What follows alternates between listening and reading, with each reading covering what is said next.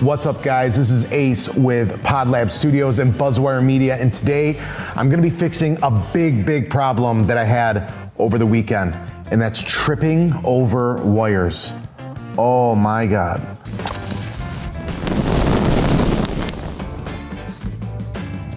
So let me give you a little idea of what ended up happening. So there was a couple of instances where I was needing to use longer wires, and I encountered a couple of problems, but one of the main ones was wires that were running across the floor. So one was at an auditorium. There was a podcast that I was doing on location at an auditorium. The other was at like this art gallery. I had a couple of issues with wires. So at one of those podcasts, there was a dog, really cool and whatever, but he just kept scaring the crap out of me. And actually he probably had more balance and awareness than humans, because a human actually stepped on one of our HDMI cables, basically ripping the metal off like the connector where there was still a little piece left inside of the Canon, and that screen was blacked out for like a good 5 minutes, 10 minutes. So we had to act quick. We found another wire. Everything was great. You know, there's wires all over the place.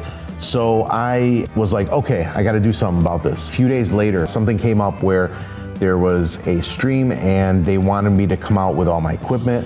And again, this place was actually bigger. This was an auditorium. So now we're talking like, 50, 60 feet wide, 100 feet in length. So at this point, I basically had to improvise. I had to use longer lenses, tried using wireless audio, and that's something else that I fixed as well.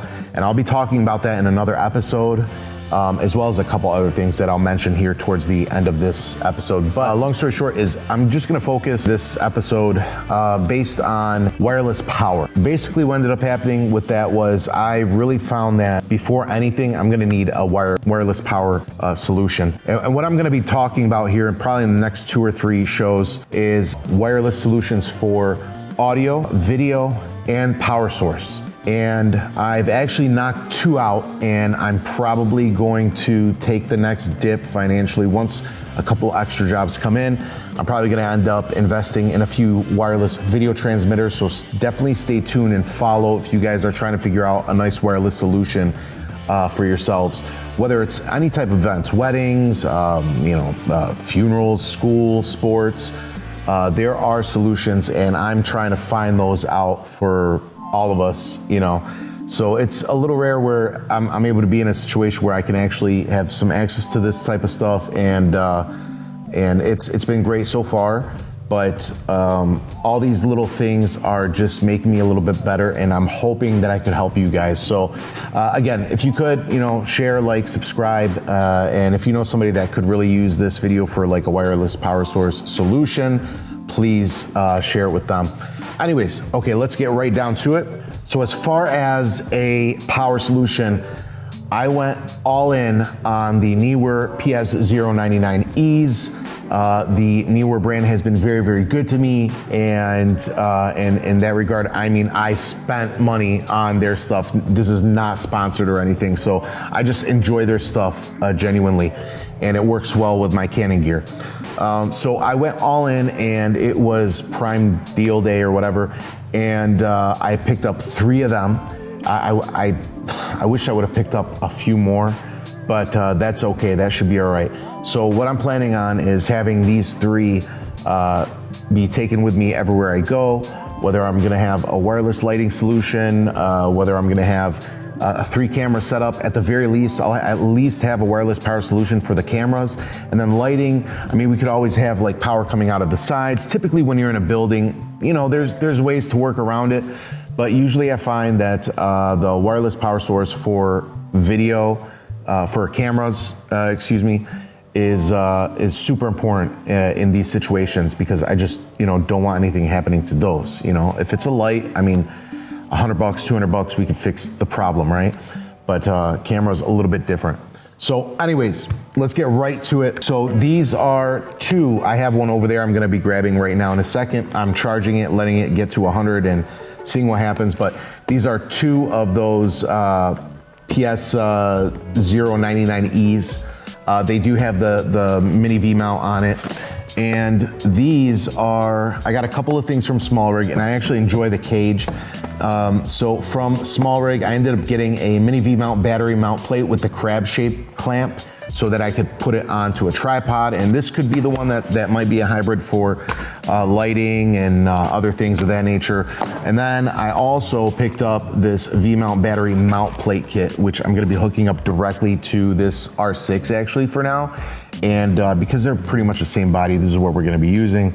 And then I'm gonna be hooking this up and then putting this PS099E on this and just checking out the setup and seeing how I like it. Once I'm done with that, I'm actually gonna run this through a test where I'm gonna put it on, connect it to the Canon R6, and then I'm gonna connect one to the Canon R5. I'm gonna put them both at 4K, 5997, and IPB, and just let them run and see what happens. Just press record, see, you know, for every 30 minutes, or actually I might have them because I'm in a studio setting where I have a constant signal. I think I'm gonna just end up turning the power sources off from where they're connected right now, and I'm just gonna hook them up to these batteries and let them run and see what happens, see how much juice we get out of the R6 and out of the R8. And then lastly, I do have this mount plate for a DJI gimbal. So I'm gonna be using this on my RS3 Pro. I'm going to hook it up.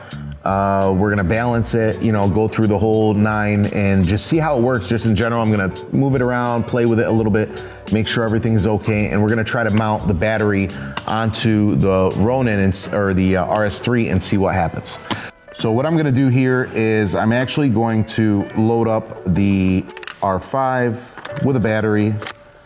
Since I don't have the D-tap, now it does come with a D-tap to D-tap wire, this Neewer, but I don't have the D-tap to the dummy battery. Like I said, I ordered that. And what I'm gonna do is I'm gonna see if we can get it powered with USB. So I brought out this USB-C cable and we're gonna try to power it with the battery in because I believe you can do that and run it, and we'll see if that works.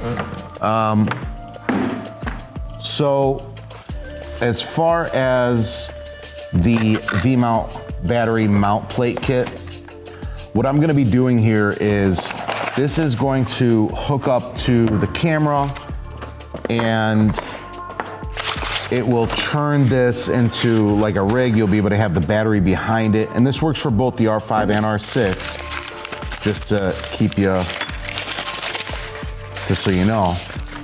So we're gonna see how this works. So I get, let's see here, let's go here. So in this box, this is how it comes, a SmallRig V-mount battery mount plate kit. And it comes with this plate, also comes with this bracket. That's a V-mount, but let's see if it's for the converter or something, I don't know. We'll figure it out. So this is how it comes. I am opening this up for the first time, so any surprises, I will be as surprised as you. So let's put all the stuff back. All right, so very expected it. It's heavy. It's very nice and solid. You could feel that it's a solid unit, which is really good. All right, let's see here. And then we have, let's see how this might work here. I've never done this, guys, by the way. So this is my first, oh, okay. So this is, I guess, like a placeholder and you can put something else on there. So it basically goes and a mini V-mount snaps in like that, or, you know, just like that, and it snaps into place.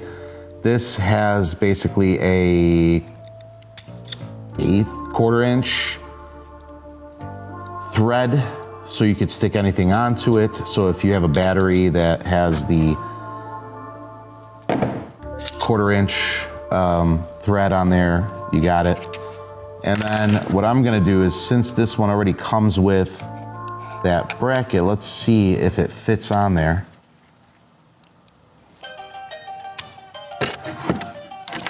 Nope. All right, let's see here. So SmallRig. Ah, we got it. Okay. I'm trying to pull it off. Okay, so it's firm on there. Looks good. Okay. All right. And then what do we got here? Okay. All right, so that's gonna be an optional mount here for, that's gonna be, I forgot what they're called, but it's like that standard mount that you would use on tripods. Let's see, to lock it. Why?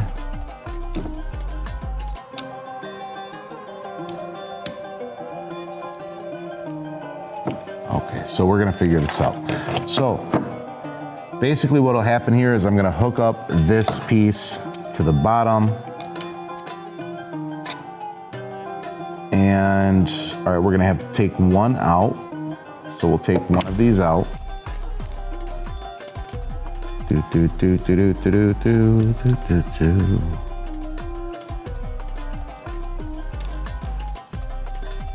Hopefully it'll come out. What is going on here? That might be the spot. Looks like it is. Okay.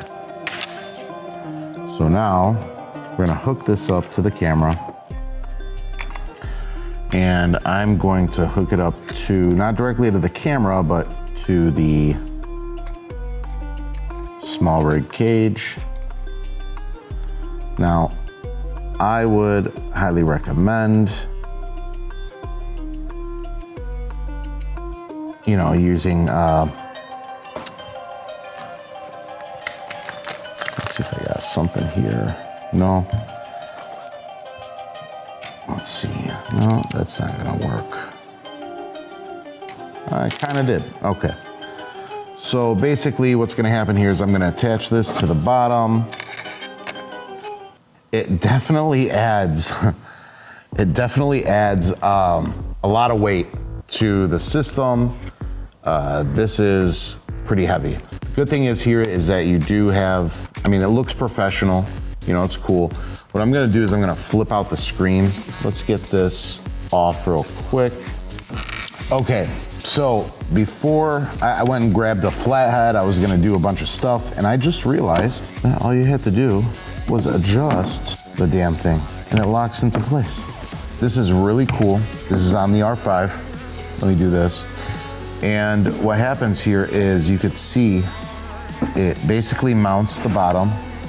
So basically what happens here is this is hooked up, it's solid. I mean, it feels really good.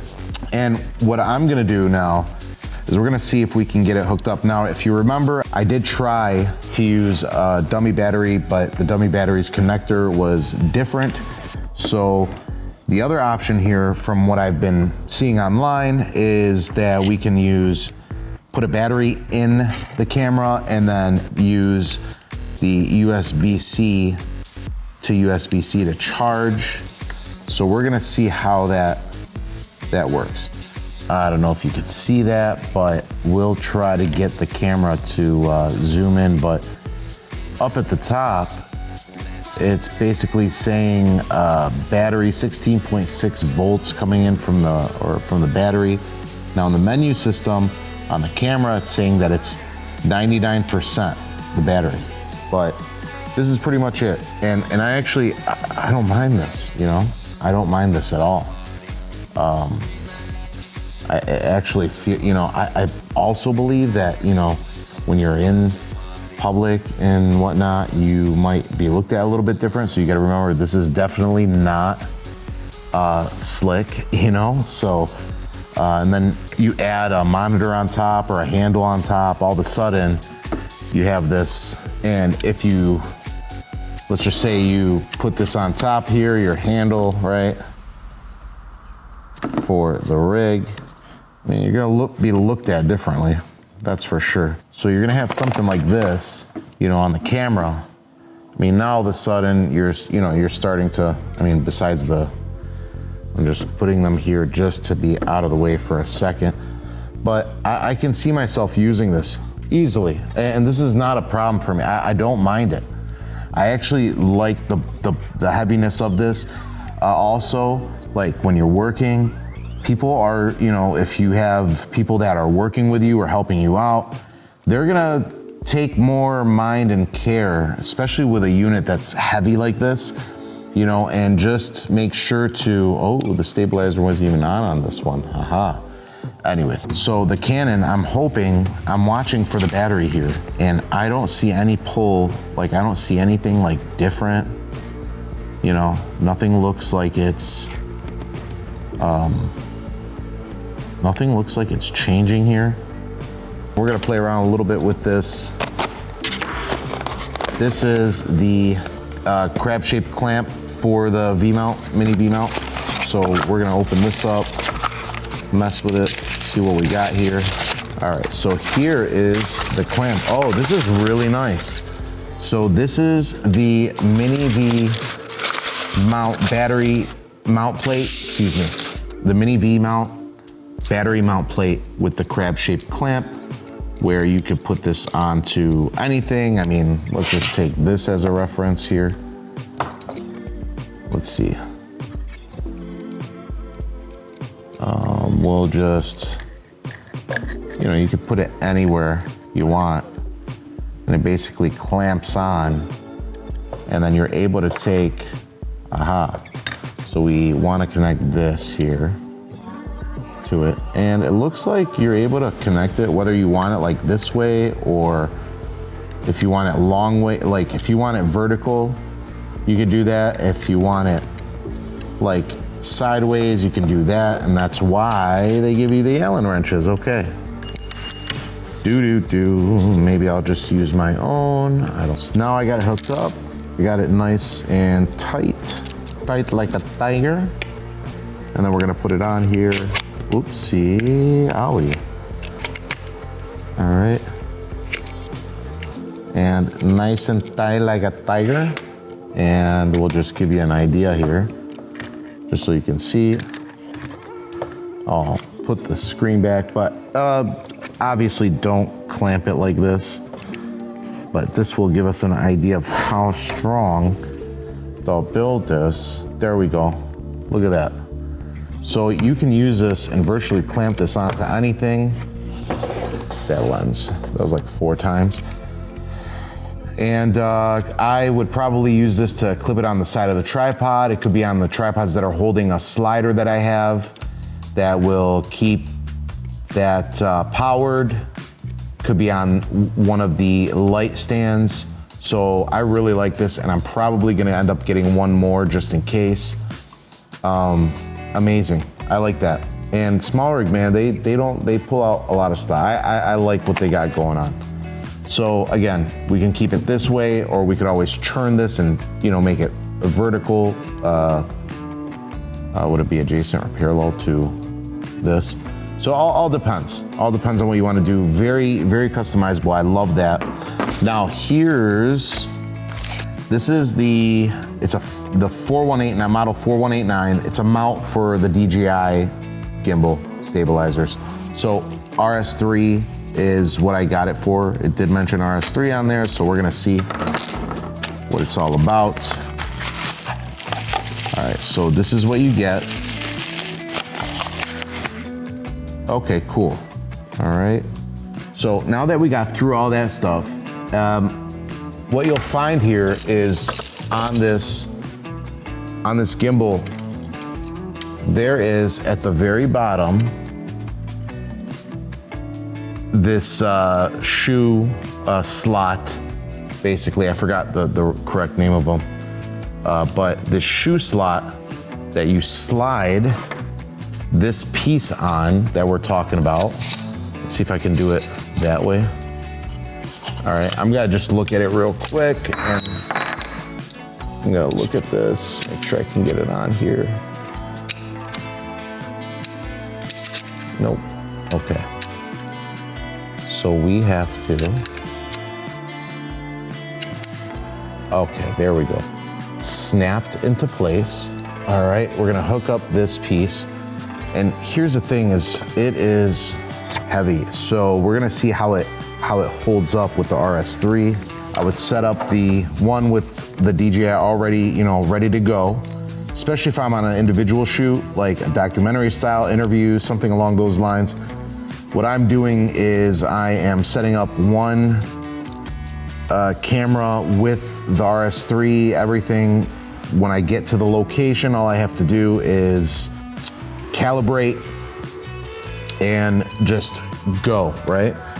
And now I'm also gonna take off this handle. So I do use the cage. I don't mind it on the RS3. Let's take this out correctly. I do put it on the RS3. Let's see what we get here. I'm very interested to see this. And I do have a lighter lens on here, so we'll see if it, okay. So we know we're gonna have to slide this up to try to get it to balance. So let's lock this into place. Let's see what happens here.